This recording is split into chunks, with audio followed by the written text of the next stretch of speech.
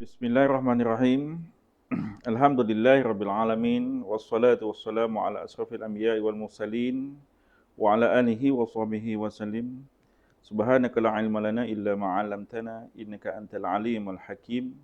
Rabbi shrah li sadri wa yassir li amri wahlul 'uqdatam min lisani yafqahu qawli. Assalamualaikum warahmatullahi taala wabarakatuh, Ustaz. Assalamualaikum warahmatullahi wabarakatuh. Allah. Okey, bersyukur kita kehadrat Allah Subhanahu Wa Taala dengan limpah kurnia-Nya kerana kita masih diberi ruang dengan segala nikmat yang Allah bagi kepada kita. Jadi pada hari ini kita bawa Ustaz, iaitu Ustaz ceramah kita pada hari ini iaitu Ustaz Akmal Hizam bin Darus, pegawai SISC Plus, Jabat Pendidikan Daerah Yan, untuk menyampaikan tazkirah kita pada hari ini iaitu siri yang ke-10, no? Yang dianjurkan oleh Jabat Pendidikan Daerah Yan, di mana tuan-tuan dan puan boleh melayari di channel YouTube PPD Yan, no? Jadi tanpa melengahkan masa, kita beri ruang kepada Ustaz Akmal untuk menyampaikan tazkirah beliau pada hari ini. Silakan Ustaz. Terima kasih kepada Ustaz Syakir.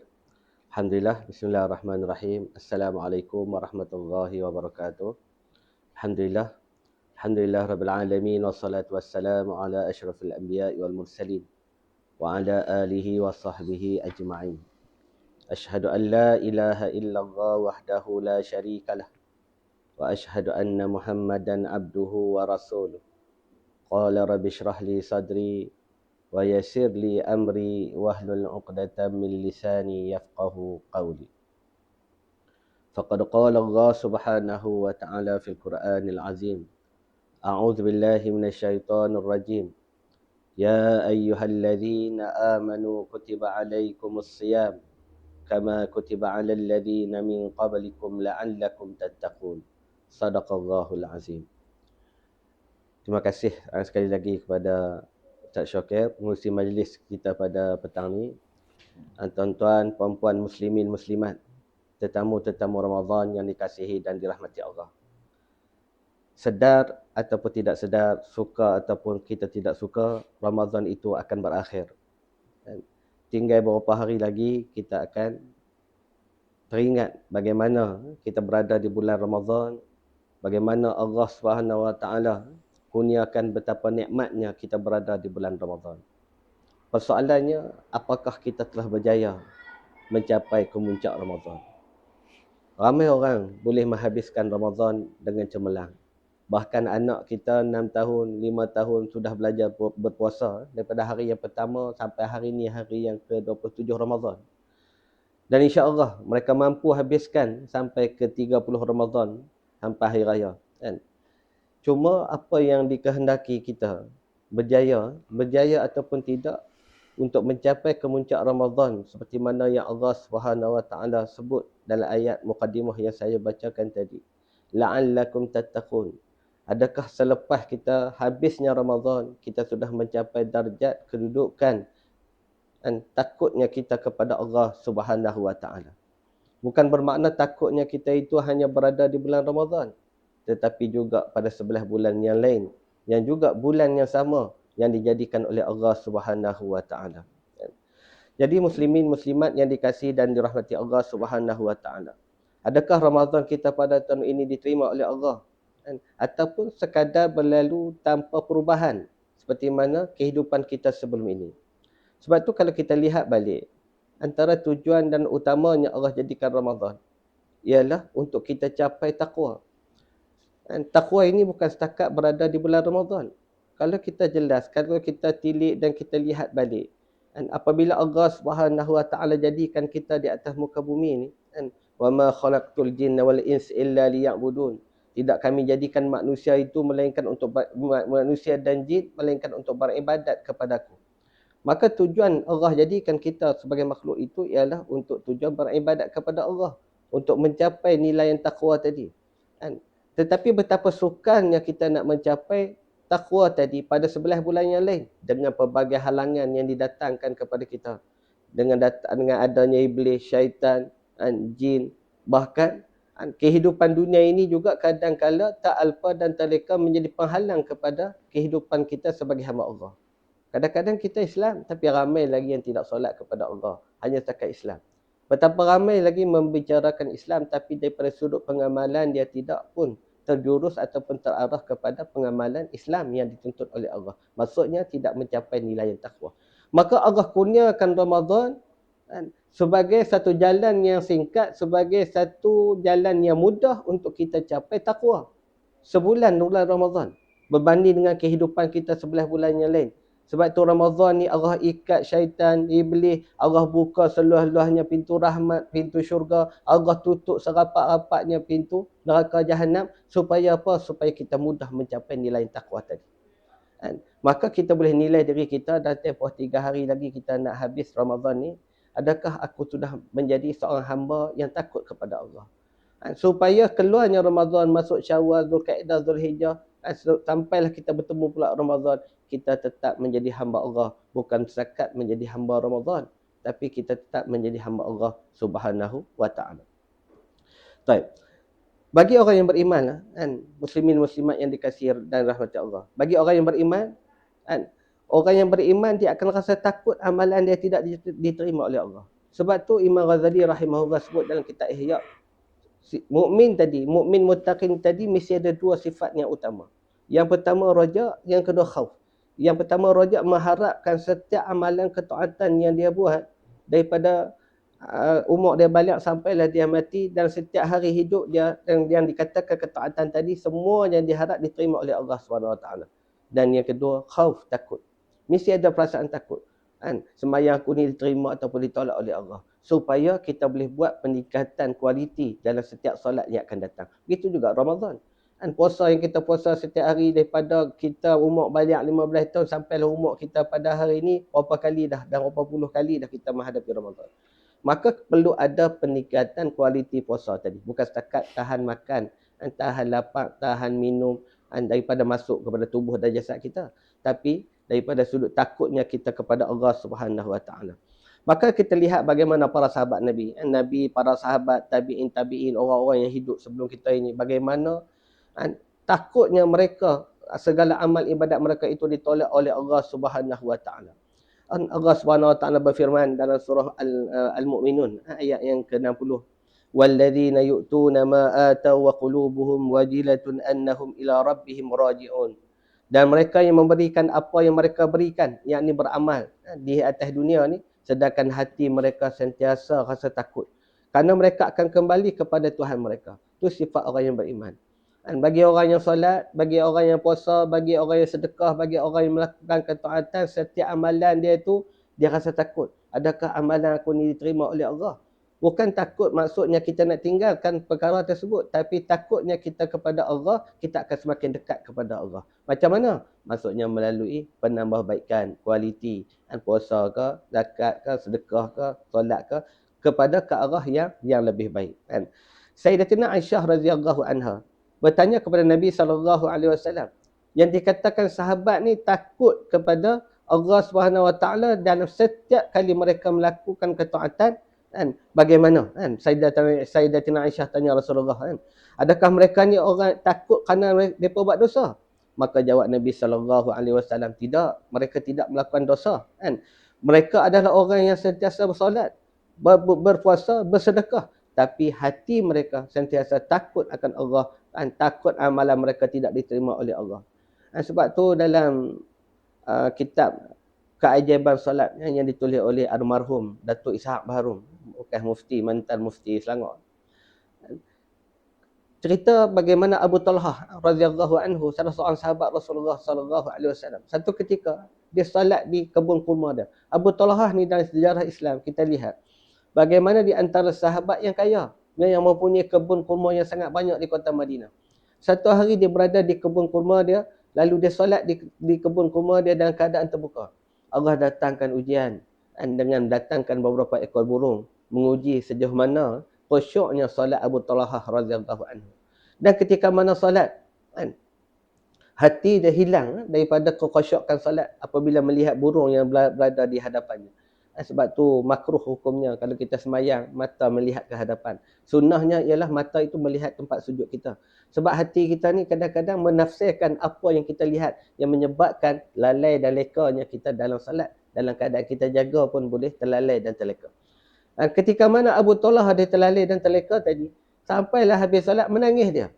Tadi dia pergi jumpa Rasulullah sallallahu alaihi wasallam, ya Rasulullah, tadi masa aku semayang tadi, aku dilalaikan dengan beberapa ekor burung yang menyebabkan hati aku ni terlalai dan terleka dan hilang khusyuk dalam solat. Dan mulai saat ini kata Abu Talha, tak ada Rasulullah jawab lagi. Tu kata sifat sahabat orang yang taat kepada Allah. Dia terus jawab kepada Rasulullah, ya Rasulullah, oleh kerana kebun kurma yang aku sayang itu menjadi penghalang aku daripada khusyuk dan sampainya ibadat aku kepada Allah, maka aku wakafkan kebun kurma itu untuk Islam. Kerana apa? Dia menjadi penghalang kepada ibadat aku. Itu sahabat. Takutnya khauf tadi sampai ke peringkat darjat yang sangat tinggi yang menyebabkan mereka itu hampir dan dekat dengan Allah Subhanahu wa taala. Begitu juga ulama-ulama salah kita lihat. Fudail bin Iyad, salah seorang ulama besar. Lau a'lamu anna Allah taqabbala minni hasanah wahidah. Kata Fudail bin Iyad, jika aku tahu Allah menerima satu amalan baik saja atas dunia masa aku hidup ni, satu amalan saja yang aku buat dan Allah terima. Kan? Bukan nanti semua tak. Satu saja amalan yang aku buat daripada aku balik sampailah aku mati, satu saja Allah terima. Kan? Lakana dzalika ahabu ilayya minad dunya wa ma fiha. Nescaya aku lebih suka, kan? Kata dia, aku lebih sukai daripada seluruh dunia dan isinya, kan? Yang dia akan diberikan kepada aku. Maksudnya, kalau Allah terima satu pun amalan kebaikan, maka itu lebih besar daripada dunia dan isinya. Mana ada nilai dunia dan isinya. Kalau kita, kata Imam Syafi'i, kalau kita nak nilaikan dunia dengan sebelah sayap nyamuk pun, tak boleh nak nilai. Kan? Dunia. Kan? Sebab dunia ni, dia adalah fitnah kepada kehidupan kita. Sebab tu dunia ni hanya alat saja, bukan matlamat kehidupan kita. Maka kita akan selamat. Yang ketiga, kalau kita lihat lagi, bagaimana apabila kita nak habisnya Ramadan tadi, kita nak melihat diri kita bagaimana? Apakah tanda-tanda amalan kita diterima oleh Allah Ta'ala? Kan? Maksudnya setiap tahun kita berpuasa. Kalau kita nak kira daripada umur kita balik, sampailah hari ni, sampailah hari ni umur kita, berapa puluh kali dah kita berpuasa. Banyak kan? Cuma adakah kita pernah menilai setiap Ramadan? Habis Ramadan tadi kita nilai. Adakah aku ni, amalan yang aku buat bulan Ramadan, puasa, zakat, haji, zakat fitrah, kebaikan-kebaikan kita buat bulan Ramadan, jamu orang buka puasa, adakah Allah terima? Itu antara muhasabah-muhasabah yang perlu kita nilai balik selepas habisnya Ramadan. Yang pertama kata ulama, antara tanda-tanda amalan kita diterima oleh Allah, iaitu habisnya Ramadan, masuknya Syawal, bertambah lagi ketaatan kita kepada Allah. Masya Allah. Hal ni yang kita dambakanlah, kita harapkan, kan, supaya kalau bulan Ramadan kita boleh main masjid setiap malam. Kita boleh semayang 20 rakaat, bahkan 8 rakaat tarawih yang kita tak pernah buat pun pada 11 bulan yang lain. Kan? Qabliyah dengan ba'diyah 2 rakaat pun sampai insya 11 bulan yang lain. Kita kadang-kadang kita lorah gitu ya, tinggal gitu ya, pasal segan. Lepak nasi lepas minyak insya kan. Kita tinggal gitu ya. Sedangkan Ramadan 20 rakaat, kita tak rasa penat dan lelah. Setiap malam. Setiap malam, malam pertama, malam kedua, malam ketiga dan sampailah malam 27 Ramadan semalam ni, kita tak pernah tinggal masjid. Kenapa tidak? Pada 11 bulan yang lain. Kita tetap di rumah Allah dan kita tetap melakukan perkara-perkara sunat kepada Allah Subhanahu wa taala, bukan untuk kita tapi untuk Allah, untuk mencapai redha Allah Subhanahu wa taala. Maka kita boleh lihat balik lepas raya ni. Kalau bulan Ramadan kita boleh buat, kenapa tidak pada 11 bulan yang lain? Kalau bulan Ramadan setiap hari kita boleh baca Quran, berlumba-lumba baca Quran, kenapa tidak juga pada 11 bulan yang lain? Setiap hari dalam hidup kita, kita tak tinggal kalamullah yang merupakan peguam dan syafaat yang sangat besar di kehidupan kita di hari akhirat. Yang kedua, kita akan meninggalkan maksiat. Kan? Jadi kalau kita ada dosa sama ada besar ataupun kecil, maka lepas Ramadan, kita tak akan lakukan lagi dah. Sebab kita seolah-olah kita dilahirkan di atas muka bumi. Kan? Seperti mana bayi yang dilahirkan yang tidak ada dosa. Itulah ibarat orang yang berpuasa, man qama Ramadan imanan wa ihtisaban, ghufira lahu ma taqaddama min dhanbi. Allah ampun semua segala dosa-dosa dia. Dan apabila berakhirnya Ramadan, maksudnya tak ada dosa dah selepas Ramadan ni, maka jangan kita ulang kembali dosa-dosa yang kemungkinan kita akan lakukan sebelum. Kerana kita yakinlah rahmat Tuhan ni sangat luas. Kita jangan risau dengan Allah Ta'ala. Kadang-kadang kita, Allah aku buat dosa ni, Allah nak ampunkan dosa aku ni. Jangan risau. Sebab rahmat Tuhan ni sangat hebat dan sangat luas. Walaupun 70 tahun dosa kita buat, tak sembahyang, tak puasa, tetapi sekali saja kita sujud kepada Allah dengan air mata penyesalan, 70 tahun dosa kita gugur di sisi Allah Subhanahu Wa Taala. Allah ampunkan dengan rahmat Allah. Tu hebatnya Tuhan. Kasih sayang Allah Subhanahu Wa Taala kepada hamba tadi. Yang ketiga, hati kita ni akan semakin lembut dan semakin suka kepada ketaatan. Ni yang kita nak kan. Kalau hari lain, 12 bulan yang lain, kita rasa payah nak baca Quran, kita rasa payah nak sedekah, kita rasa payah lah nak pergi masjid kalau 11 bulan yang lain. Tapi lepas Ramadan ni, selepas sebulan orang tarbiyah kita, dengan tarbiyah Ramadan, kita nak rasa tengok. Masuk satu Syawal, 2 Syawal, mudah tak kita pergi masjid. Kalau rasa payah, kena lihat balik hati kita. Kalau rasa mudah, rasa lembut, rasa seronok kita sedekah, seperti mana bulan Ramadan, rasa seronok kita baca Quran, maka itulah satu kenikmatan yang sangat hebat yang Allah berikan kepada kita. Dan apa yang disebut oleh Allah, la'allakum tattaqun tadi, kita sudah capai dan kita sudah gapai. Maksudnya apa? Kita berjaya. Kita dah berjaya dah dalam hidup kita. Dan mudah-mudahan terus berdoa supaya amalan tadi istiqamah sampailah kita mati dan bertemu dengan Allah Subhanahu Wa Taala. Itu yang kita nak. Kata Hasan Al-Basri, qala Hasan Al-Basri rahimahullah, inna min jazail hasanah hasanatan ba'daha. Sesungguhnya antara balasan bagi satu kebaikan ialah kebaikan yang akan datang selepasnya. Maksudnya orang yang ikhlas buat ketaatan di bulan Ramadan, Allah akan balas balik kebaikan selepas Ramadan. Maksudnya kalau dia ikhlas lah bulan Ramadan, dia semayang dia ikhlas, dia sedekah dia ikhlas, dia puasa dia ikhlas, semuanya ikhlas kerana lillahi ta'ala, kerana nak dapat reza Allah Subhanahu Wa Ta'ala, insya-Allah Allah akan balas balik kebaikan-kebaikan yang dia buat itu dengan mengistiqamahkan dia selepas Ramadan pada 11 bulan yang lain. Cuma saya nak pesan kat diri saya dan kita semua lah. Walaupun Allah dah janji ganjaran pahala, min asyri sawaban hatta sabu mi'a sawaban, daripada 10, mula daripada 10 sampai 700 kali ganda pahala illa siang, kecuali puasa. Allah nak bagi lebih banyak daripada itu. Tapi jangan letakkan setiap amalan yang kita buat itu penanda arah yang pertama ialah pahala.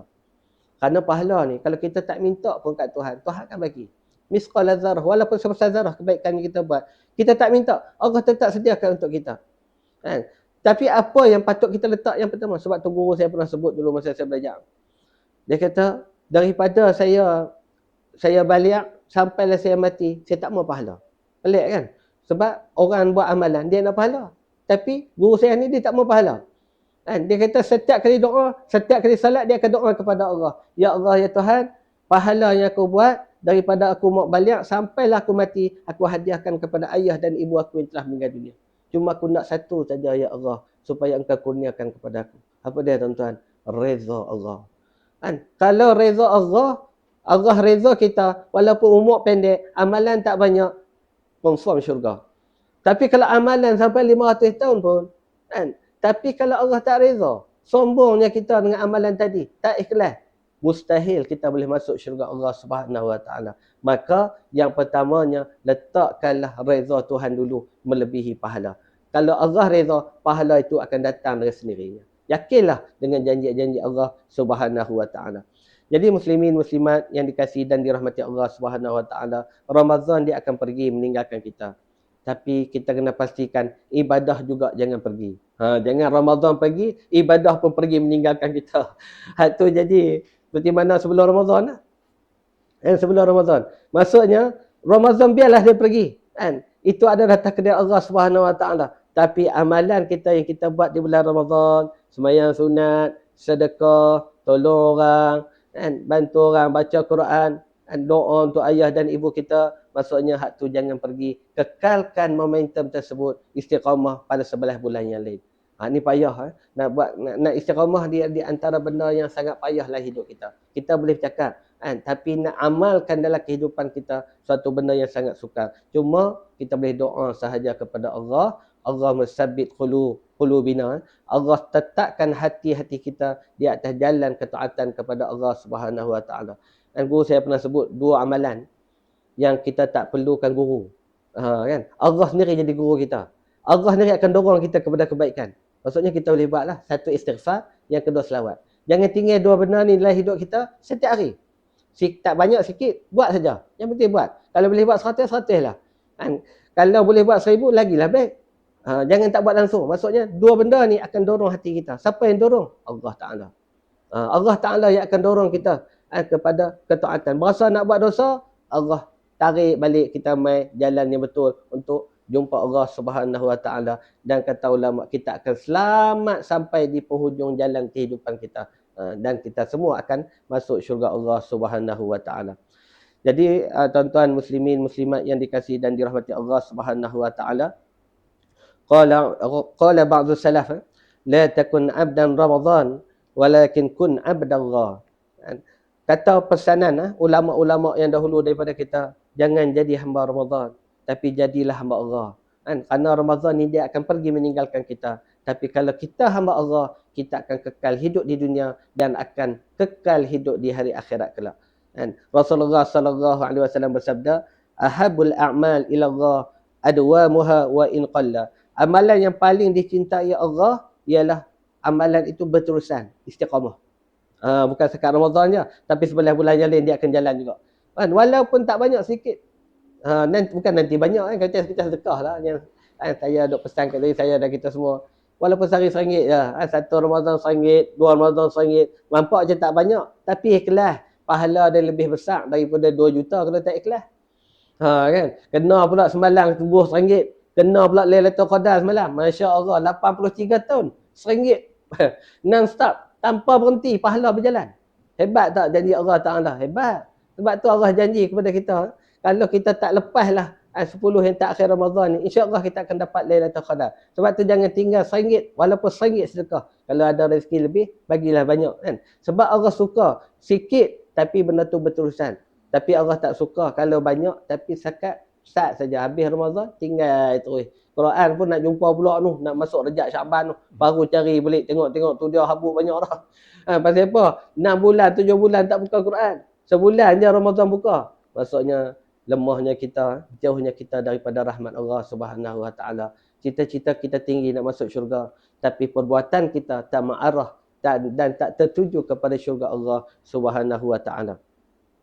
Jadi kesimpulan dia pada petang ini, jangan jadi orang yang rugilah selepas Ramadan.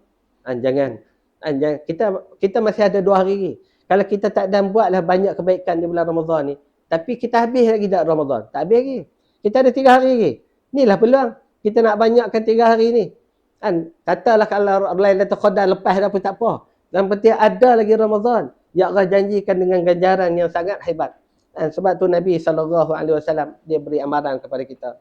Raghima anfu rajulin dakhala alaihi Ramadan summa in salakha qabla an yughfar lah. Sesungguhnya rugi seseorang yang apabila Allah hidupkan dia pada bulan Ramadan dan bertemu dengan Ramadan, tapi apabila berakhirnya Ramadan, dosa dia tidak diampunkan oleh Allah Subhanahu Wa Taala. Sedangkan kita tahu kan, ustaz-ustaz kita duk baca kan, man qama Ramadan imanan wa ihtisaban ghufira lahu ma taqaddam min dhanbih. Allah ampunkan semua dosa kita kalau kita puasa dengan penuh ikhlas kepada Allah. Begitu juga inna awaluhu rahmah wa awsatuhu maghfirah. Bulan Ramadan bulan keampunan. Maksudnya Allah buka seluas-luasnya pintu keampunan, tapi kita tak dapat. Habisnya Ramadan, dosa kita tetap sama. Apatah lagi kalau dosa itu semakin bertambah apabila berakhirnya Ramadan. Maka kitalah manusia yang paling rugi di atas muka bumi Tuhan. Jadi tuan-tuan muslimin muslimat yang dikasihi dan dirahmati Allah Subhanahu Wa Taala, doa para ulama selepas Ramadan. Kita doalah, doa kepada Allah Subhanahu Wa Taala. Kalau ulama-ulama dulu 6 bulan pula. 6 bulan selepas Ramadan berdoa setiap hari supaya amalan mereka diterima oleh Allah dan dipertemukan pula Ramadan ni akan datang. Kita tak doa kan. Kita doa supaya cepat raya lah. Ni macam-macam lagu raya mai ni. Kita pun naik pening dah. Kan? Macam-macam trend raya kan. Jadi kita sangat mendambakan trend-trend yang tak sepatutnya kita dambakan. Sepatutnya laungkan, terangkan takbir-takbir kaya, membesarkan keagungan Allah Subhanahu Wa Taala. Itulah yang selayaknya sebagai mukmin muttaqin. Jika tidak, kita hanya berbicara di lidah, tapi hati kita tidak mengamalkan apa yang kita bicarakan. Dan mudah-mudahan tazkirah yang ringkas ini memberi impak yang baik kepada diri saya dan kita semua, dan mudah-mudahan kita akan dipertemukan lagi pada Ramadan yang akan datang, dan Allah terima semua amal soleh kita di bulan Ramadan 1 sampai 30 Ramadan. Dan yang terakhirlah sebelum saya tutup tazkirah ringkas pada tengah hari ini, petang ni, setiap amalan lah kan. Saya, guru saya selalu dululah kan, selalu sebut pesan kat saya. Imam Nawawi pun sebut dalam kitab Al-Azkar. Kan, kebetulan saya mengaji kitab Azkar. Kan, dipesankan kepada kita setiap amalan yang kita buat daripada 1 Ramadan sampai 30 Ramadan. Nak himpun semua pun tak apa. Kalau tak dan buat, himpun terus. Kalau nak baca tiap hari itu lagi baik. Contoh baca Quran. Kita baca Quran setiap hari. Kalau tak dan doa lah setiap hari. Doa di hujung dah. Habis khatam 30. Biasanya orang khatam 3 hari ni kan. 27 Ramadan banyak buat tadarus Quran. Tadi saya pergi masjid buat majlis tadarus. Khatam Quran. Masya Allah. Hebat dia. Angkat tangan seorang ataupun kita buat seorang, ya Allah ya Tuhan, aku hadiahkan pahala bacaan Al-Quran aku setiap hurufnya, daripada huruf yang pertama sampai huruf yang terakhir, daripada juzuk yang pertama sampai juzuk yang terakhir, aku hadiahkan pahalanya kepada ayah dan ibu aku yang telah meninggal dunia. Setiap saat yang kita doa itu, ketika itulah pahala yang didoa oleh anak tadi akan sampai terus kepada ayah dan ibu. Kalau ayah dan mak kita tu orang yang baik dah, tak buat dosa, Allah angkat darajat mereka di dalam syurga. Dan kalaulah takdir Allah, matinya mereka bawa dosa, ketika mana saat anak itu berdoa, gugur dosa-dosa mereka, ringan segala azab yang mereka tanggung. Itu berkat doa anak yang soleh. Dan kalau kita berdoa, kita mati kelak, Allah juga akan gerakkan hati anak-anak kita berdoa untuk kita yang berada di alam barzakh. Yang baik itu datang daripada Allah Subhanahu Wa Taala, yang lemah itu datang daripada diri saya sendiri. Dan mudah-mudahan Allah terima segala amal baik kita. Wallahu a'lam. Wassalamualaikum warahmatullahi wabarakatuh. Okay, Alhamdulillah. Terima kasih kepada Ustaz Akmal Hizam atas penyampaian tazkirah yang begitu manfaat dan penuh pengisian.